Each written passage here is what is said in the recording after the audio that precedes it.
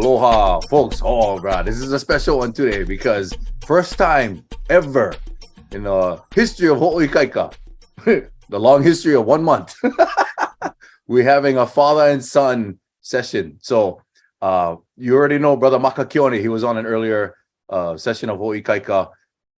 Right now, it's the most popular video on the channel. No joke. But this time, we actually have a special guest. His son, Keone, is going to be on here. And we're going to be talking about the same things that we've done before. Talking about the successes he's had. Maybe even some of the experiences he's had with family helping him out through different things. And just some of the challenges he may have faced and what they've gone through. And Maka's going to jump in as well. So, folks, a little special session right here we're going to have. And we're going to introduce to you you already know Maka. That you're going to see. Hello, everybody. Hello. And now you're going to be introduced to Hama Jr. He is Keone. Go ahead, brother. So how's it, guys? My name is Keone. Like they said, Maka over here is my dad. So a little short history about me. Went to Kamehameha since I was kindergarten. Kind of grew up through that system. Started playing football starting with the second grade. And that's kind of been what my life has been with since then. I've been playing football. I've been around the game of football. And yeah, kind of in a lot of different communities with church. It's a lot of friend groups on the island, and I'm just happy to be here. Thank you. Well, thank you, brother. I appreciate that. Awesome. So when right now, what do you see your career path being? I know you're still young. You still got a lot of things going on in your life and big decisions to make. But where do you see your education and your career path taking you now? What are your plans? Yeah, so like I said, football has been a big part of my life, so I kind of want to stay with the game as I grow up a little bit. So I fell in love with kind of recruiting and scouting for football. That's kind of what I want to do. I watched like some movies like Moneyball, Draft Day. Those things kind of like inspired me a little bit, put those thoughts in my mind. And I just think it's kind of cool. You're just, if you're a recruiter or a scouter, you're just building a football team with players. You're trying to assemble a team. It's like real life Avengers or like real life Madden, So studying sports management right now at Colorado Mesa University, and then hoping to get an MBA after that and then get into the workforce. Right on, man. That's good. You got that plan. And no worry if plans change, because believe me, they might change. It happens. Yeah. It happens all the time. So actually, this question gonna be for both of you guys. So Maka, if I remember, you didn't play football in high school, or did you? At Kamehameha, you didn't, right? Okay, but I know you organized some stuff though. Yeah, that's funny, Baji. So in high school I never played, but I was a swimmer. I don't know if you remember that. I used to go to the beach a lot, bro. I was a beach bum, always at the beach, and ended up swimming for Kamehameha and playing water polo for them, and that was something I never really thought of. And football was cool and all, but my dad was, like I said in the first episode, my dad was a huge part of my life, and he was on come to find out, he was on All-State Center, bro, in 1969. He was on Beast, but the funny thing is, he never wanted me to play. He said, "You're not gonna play football. That's not for you." And I never really wanted to anyway. That wasn't my thing. When Keone was born, it was weird. Like when he was born, we knew he was like naturally gifted at a lot of things, and throwing the ball was like, man, it just came natural to him. He kept hitting targets. We used to set up milk jugs in the yard, and he used to throw the ball. Okay, you hit the orange juice one. Okay, you hit the chocolate milk one, and he kept doing it at like 3 or 4 years old. It was kind of crazy. And so we started taking him around. Flag football started with that, and then we went to tackle football, and then I was kind of hanging around a bunch of guys that was coaching, friends of mine. They were coaching, and then they kind of asked, "Hey, Maka, you want to coach?" And I was like, "Yeah, but I don't know that much about the game." But what I started to realize was I really could impact people and impact players, and I could connect with them. Even though the content wasn't there at the time, I just started to learn about it and surround myself with people that knew about it. I was great at building a coaching staff. So when I became head coach, I really surrounded myself with good people. And I think that's what Keone is doing now with his recruiting. Like, he's building teams. And I find myself, like, I'm really good at finding, recruiting, people, and I think that's why Keone is kind of moving on to that too. So yeah, to answer your question, I did not play, but remember I told you in the first episode was like faith, family, football. That was my things, right? So I was like, I kind of surround myself around that because of Keone, and then because of his brothers that came after him. So yeah. That's kind of interesting, bro. Yeah, I actually remember you playing water polo. Hey, water polo was rough too, bro. I heard about all the scrapping that happens under the water. Sheesh. You know, I can get pretty physical too, man. So I'm not surprised. Kiai, for you, brother. So like, what would you say were the biggest influences, maybe the biggest things that your parents had emphasized to you as you was growing up? Like, what are some of the things that they shared with you? What were some of the examples, moments of examples that they showed to you to help inspire you to do what you do? Yeah, I guess. I mean, it sounds cliche, but it's all true. Like, just taught me how to do hard work, how to have high goals, and you have to work for your high goals. And like my dad said, just surround yourself with good people. Yeah, they've led by example, how to work hard. I mean, a lot of times they're staying up late from their work or working on projects. And me and my brothers, like, I mean, they're not telling us to work hard, but we can just see it. So a lot of times they're just showing us stuff by example, not really telling us, which I think works even more and works better. So definitely just working hard to reach your dreams. They taught us that. Yeah, for sure. The if you were to talk about maybe successes you had in your life so far, what would you say are some of the biggest successes you've had? I think kind of just earning a scholarship for football in college football. Right now I'm playing Division II football, so it's not the greatest of the greatest, but when you look at the statistics, it's very hard to get where I'm at. I haven't really realized that. I have a bunch of friends back home who was hammers, but for some reason or not, they decided not to play the next level, or just it couldn't make it happen. So I'm kind of proud of the fact that I'm still going and I'm still playing for everybody back home. Pretty happy about that. Hey, G. So, one thing that maybe Kay can talk about too was like Kay's been on the news quite a lot, bro. I don't know if you know that, but Kay's been on the news a lot. So the first time Kay was on the news, and I'll ask him a question is, he was the first at that time. He was the first ILH freshman to be brought up to the varsity level, and it was such a big deal that they had to make all these adjustments in the rules and everything like that. And he was the first one to come up and start. So as a freshman, he was identified as the next starter because of injury. Brought him up from the JV team, and then he had to start against Punahou. And he was on freshman, really small, and he was in the huddle commanding juniors and seniors. And I just wanted to ask Kiai, like how was that when you was thrown into that? That was an environment that was super uncomfortable, and you just had to kind of like learn on the fly. Like how was that? How did you become a leader when you're young with the older people? Yeah, it was pretty rough. It was pretty cool though. So I mean, yeah, I was looking up to all these guys as a freshman, like all these seniors. They're pretty much men.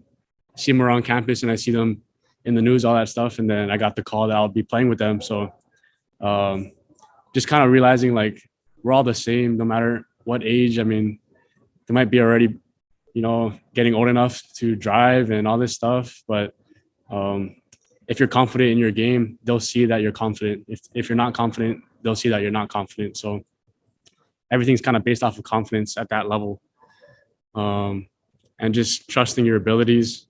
I had to trust that all the fundamentals I had in was going to translate to the next level. But it was scary. I mean, playing against Punahou, that first game had some dogs on there, Maris Liu, Foul, all these guys, but just taking control. I would say just taking control of the older guys. It was good. Yeah.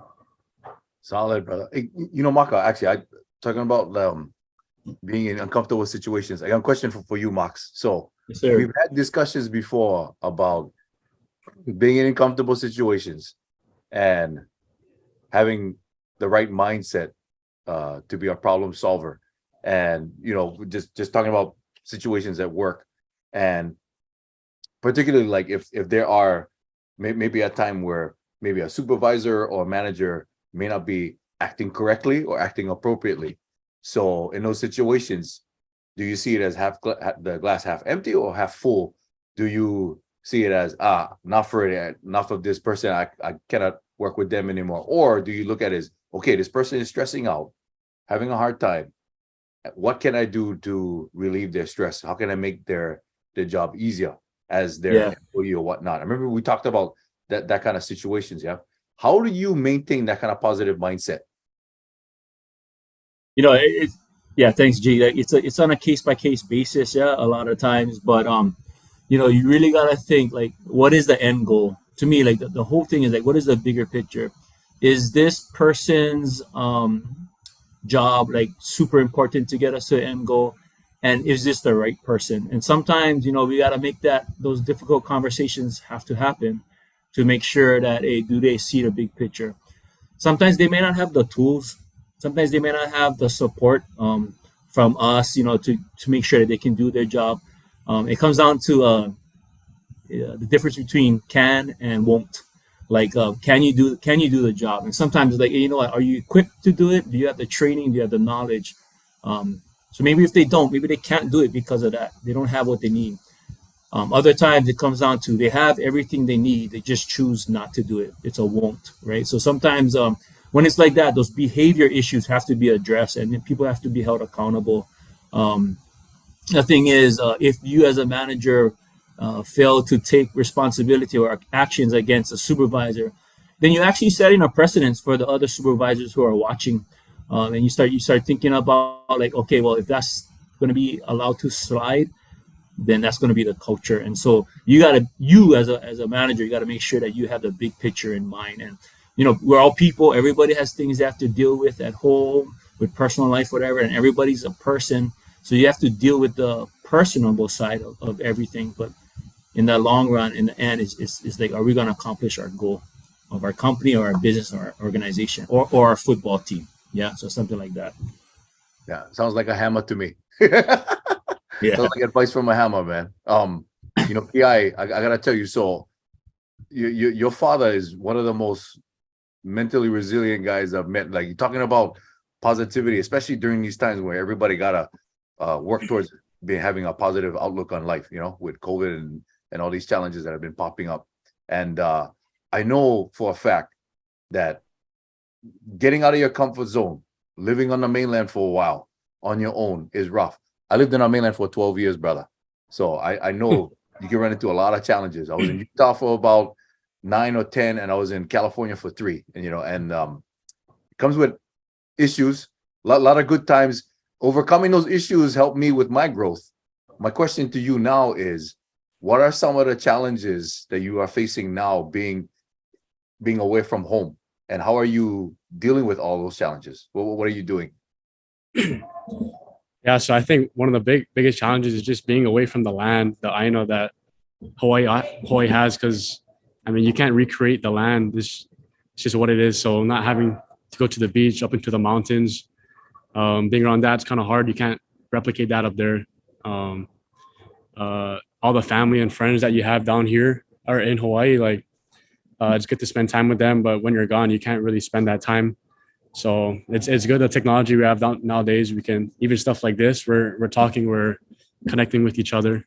So balancing communication has been big for me.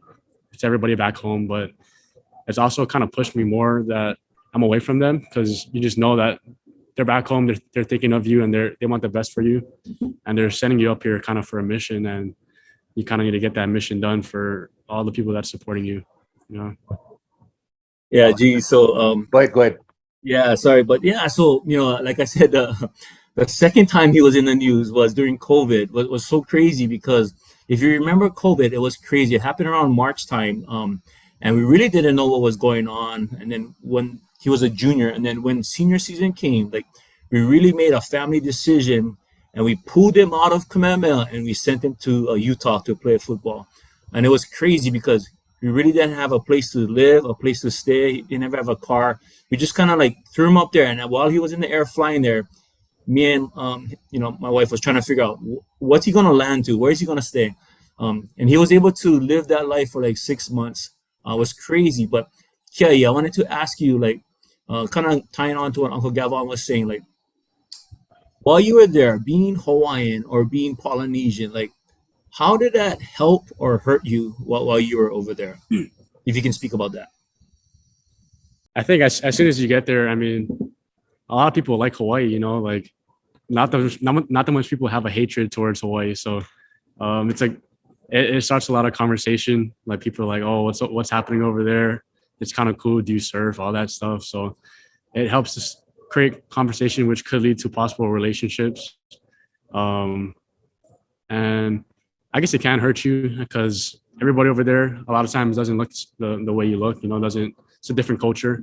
But if you can just adapt to another culture and just code switch, just try to blend in with those people and change who you are. Not change who you are, but just adapting to another situation that helps out. Yeah, I think me and Gavon, we talked about this the last time. We was talking about how people's perception or mindset or mental model of how somebody, some culture, some people are. The way you break that is by getting to know them personally, one-on-one. And yeah, you're good at that. I seen you once in a while. I mean, all the time. I see you all the time, just coming up to people and then just kind of breaking that stereotype down, like breaking that what they really think about Hawaii people or Polynesians, whatever. And then next, now they're a believer too. And I see Gavon do that too as well too a lot of times. Like, hey, you know what? I look like this, but guess what? I'm a human being, but just like you. And we can relate, like us here, we can relate to so much different people, different cultures, different races, different islands, So yeah, it's good. It's good. And once you get to know people one-on-one, heart to heart, then that's how we break down the stereotype. Yeah, G? Amen, brother. I don't think I've told you guys this, or I don't think I've told Maka you this. So, Kiai, back in the day, I used to be a professional Polynesian dancer. I used did that dance half naked for money, and it all started when I did the luau's at BYU. And I ain't gonna lie, at first I did it because I wanted to meet girls. I wanted to meet. All we did, no joke. I mean, we would study, but other than that, we would go to the gym, lift weights like crazy, and then go do luau so we could meet girls, get their attention, whatever it was. But the interesting thing, what happened along with that was I got to know more about Polynesian culture, even more about Hawaiian culture too, because I was meeting guys from, obviously from Hawaii, but guys from Tonga, from Fiji, from Samoa and New Zealand, guys from Tahiti, Marquesian, some guys from Polynesian islands I never even knew existed, like Ratuman, Tokelauan, all this kind of stuff, right? And through dancing and having all these good times with these folks, we would hang out afterwards, and talk story. I got to know all these different cultures. After that, I danced for BYU Living Legends for a while too, and I got to know the Latin American culture, the Native American culture. So just kind of putting myself out there through Polynesian dance has helped me kind of break down those walls, because they see me kind of putting myself out there. So a lot of times they'll either come up to me, either as performers, they'll come up to me and we meet and greet, or we'll, after the show, people will just come and talk story, and I just end up, getting to know them that way too. And I think that was very helpful for me in, I guess, building up my confidence in just wanting to get to know people and realizing the value of not stereotyping and trying to get to know them before you start judging them, based on biases and stuff like that. I thought that was pretty helpful. Maka, you was gonna say something? You wanted to? Oh no! Also, I was like, maybe you can sample some of those some moves later on. But I was gonna ask, I was gonna ask Kia, maybe even ask you, Gavon, like me and you, Gavon, as we get older, like our opinions change, right? Things change as time goes on. So what I thought at Kiai's age right now, what I thought about things, probably different right now. But I wanted to ask Kiai, and maybe afterwards you can ask you, Gavon, like, how does Hawaii's future look like? Like, simple question, like how do we see Hawaii's future look like? And son, like, no more right or wrong answer. You know what I mean? It's just like, let's just document at this age, what do you think Hawaii's future looks like? And then it'd be interesting to look back at it and say, oh yeah, maybe I was right, maybe I was wrong. Yeah. So what do you think about that, son? Oh, that's a tough question. I think we've came a long way since the beginning of the Hawaiian people getting to the islands, but in my opinion, I think stuff is kind of hard seeing. I think Hawaiians are leaving the island. The islands heading to the mainland because their cost of living is getting high, and I do see sometimes like homelessness, all that kind of bad stuff might be getting higher. But I guess it could be the perspective you're looking in. But I think hopefully, if you want to change those things, it's going to take like a few Hawaiian leaders to kind of step up and take control. I don't know if I see that yet, but there's going to come a time where like the Hawaiian people is going to need somebody like that to kind of fight for the people. And so I think in the near future, if we need to get to that point, that somebody's going to step up. It's kind of what I think. Oh, awesome, son. And like Gavon is coming from like his perspective, and it's awesome to see that and hear that because, maybe some of it is coming from us too. And I'm guilty because a lot of times, like when I see the homelessness, I see the bad stuff about Hawaii, I always pinpoint it and I always say, look. And a lot of times I forget how beautiful Hawaii is.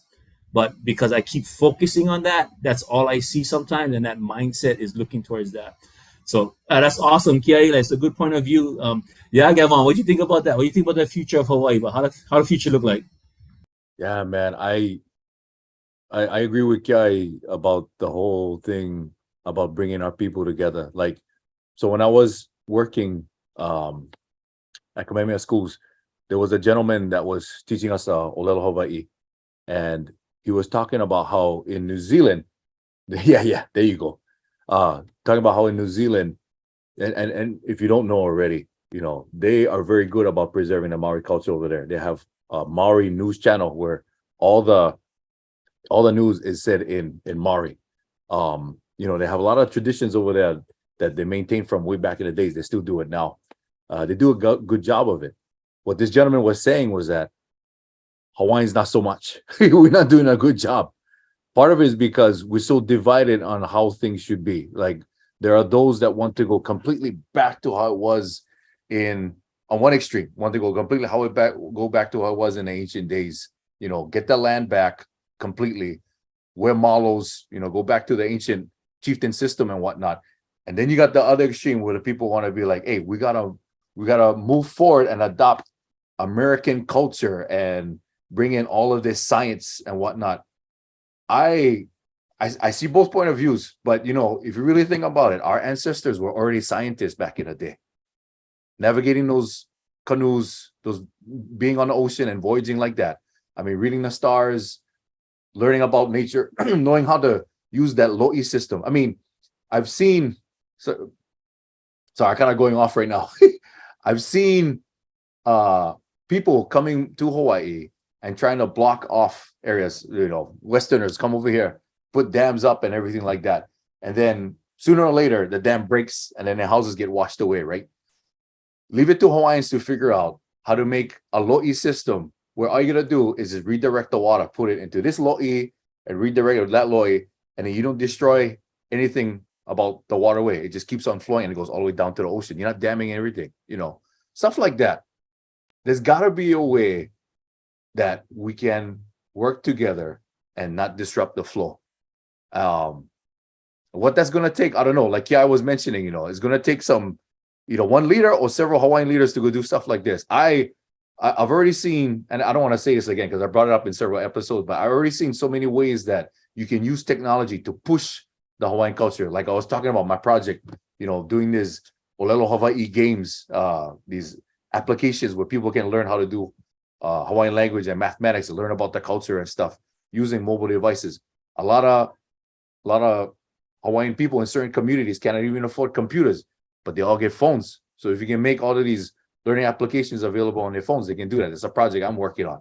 Just stuff like that. And I'm going quiet because if I go on my soapbox, this thing will be super long. So, but yeah, that's how I feel. I want technology to be integrated more in our culture so we can push the culture forward. That's how I'm viewing it right now. I want it to be that way. Yeah, go ahead. Yeah, no, that's great, Manao, Gavon, because I see it. I think everybody here in Hawaii sees it. We see Hawaii. We see the families leaving, like you said. We see them leaving like every month. We're just losing local and Hawaiian families leaving.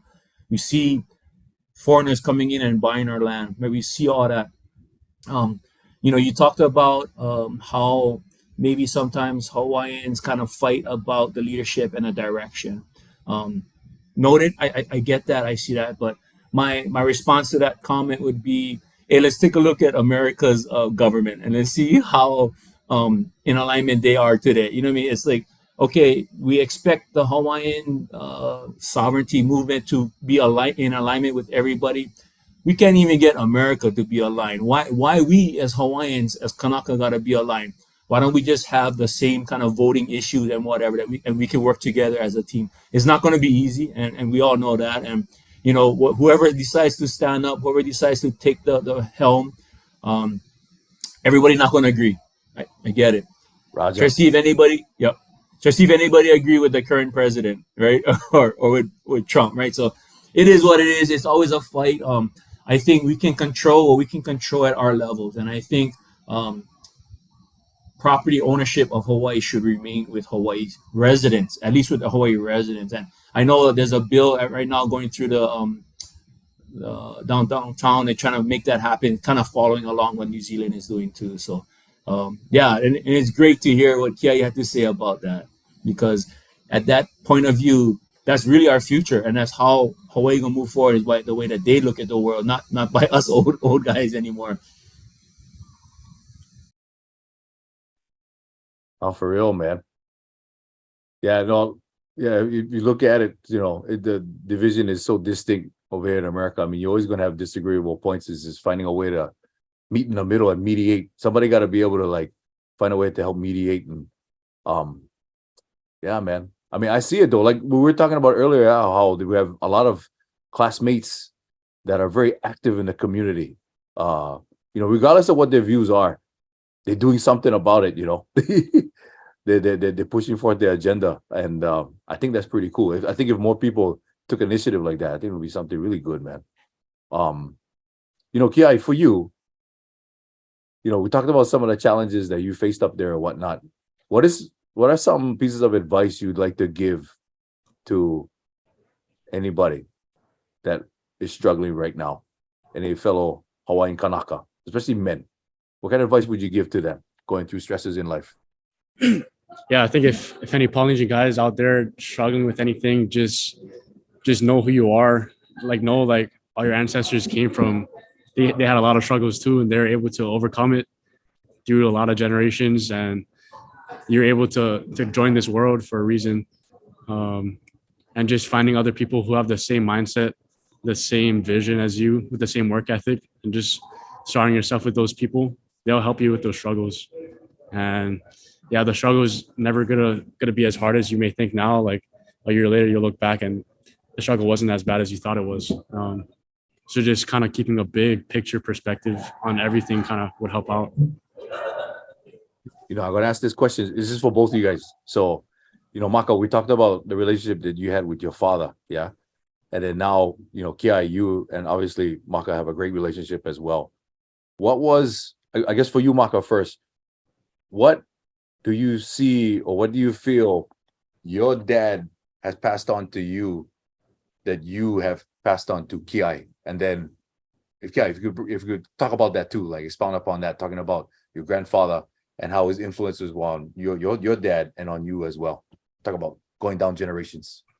Yeah, but that's a good one. So, yeah, so like I said earlier, my dad was a big influence on me and my family. He was, like I said, he was 100% Hawaiian, but and then he had all these different things that he would impart. Like he had famous like one-liners all the time, you know what I mean? But it was funny, G, because he ruled with an iron fist. It was a different time of growing up, and so discipline was discipline, like how you imagine discipline was back then. And that's kind of stuff that I struggled as a parent. But there's no handbook for this, but we're all learning. And Kerry was as our oldest, so he's like the one that had to learn it. We learned how to parent through him, and then we got better as the brothers came along. But we definitely made mistakes, as parents, and we just were young and we're trying to learn. So disciplining, we can talk about that. Like, I thought like the parties was like that's how you solve things, and It does help. It does make quick correction, but I realize too that nowadays the generations are different. They're like, no, why? They're like, no, why you cannot do certain things. Like before, when you ask why, would be one, because I said so, right? Two would be, don't ask why, right? Nowadays, like I have to change, and I keep telling my son, like, hey, forgive me for being the father that I was before. Like I'm still learning to.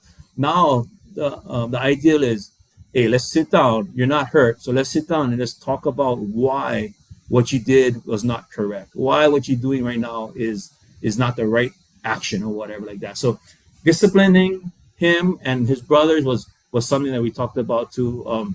My dad, on another topic, my dad was a great family man, but family first. Everything is family. Like, hey, you want to make sure that everybody is fed, everybody is okay, everybody is housed, everybody is clothed.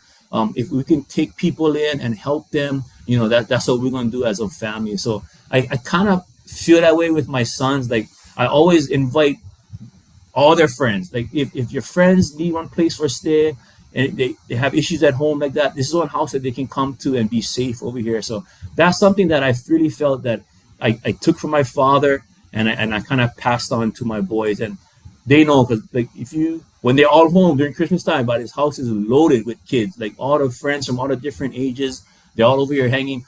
It's kind of like when Papa called it a house, bro, over here. You know what I mean, G? But yeah, we just talk about that. So that's the two things. Maybe we can talk about the disciplining process between my father and me, and now me to my boys, and then the family, like how everybody feels a family. Yeah. What do you think about that, Keone? Boy? That's pretty good. I think the first thing I was thinking of is kind of surface level, but it's the idea behind rice. So like before you guys get home from work, the rice better be cooked. That's kind of what I think you guys both passed down to us, like just the chores around the house, make sure everything's set. I think you guys kind of like pretty much know that into us when you're young. And then what I think I see from both Papa and you is kind of like tough love. Like, they're not out here, always saying, oh, I love you, like using all these words. Is through the actions. It's being hard on us when we need to, fix something or change our attitude. It's like just pushing us and being hard, and they don't gotta say a lot of stuff, but you just know that they do love you. Like you can just feel it. And I guess that's kind of how I act now, like in my life. Like I don't really like show emotion that much to people, but like if I care for them, like they'll know it and they'll feel it just because the way I act towards them.